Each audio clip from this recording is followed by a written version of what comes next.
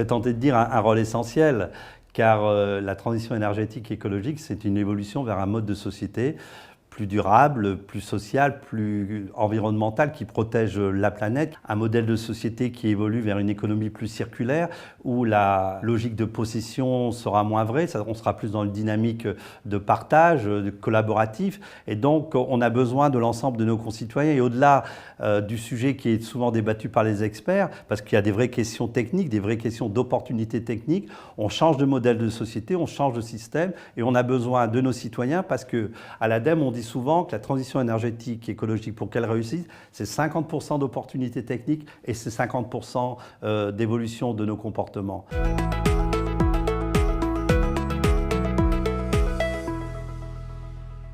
Et ils sont multiples.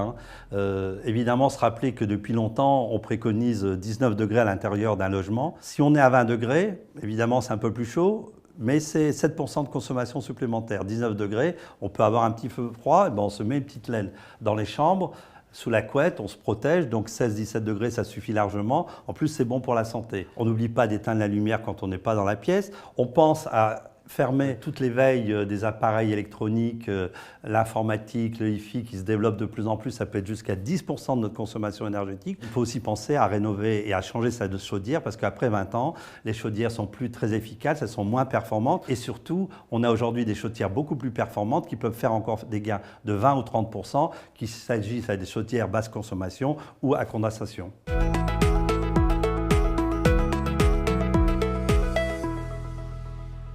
Linky est une opportunité technologique extraordinaire si on sait bien l'utiliser. C'est quelque part une première brique d'appropriation par nos concitoyens de la transition énergétique et écologique. D'ailleurs, si on veut que demain le consommateur soit un consommateur, c'est-à-dire non seulement il maîtrise sa consommation, il comprend comment il consomme, éventuellement il change dans sa manière de consommer, il faut donner des outils d'information en temps réel et de ce point de vue, Linky est important. C'est pour ça qu'avec ERDF, on a signé une convention qui va nous permettre de développer ensemble des messages de sensibilisation, de formation en direction de nos réseaux, qu'il s'agisse des directions régionales pour les collectivités ou au travers des espaces info-énergie qui sont là pour informer nos consommateurs, les sensibiliser sur les vertus et la maîtrise de sa propre consommation, Linky étant au service de cette pédagogie et de cette possibilité.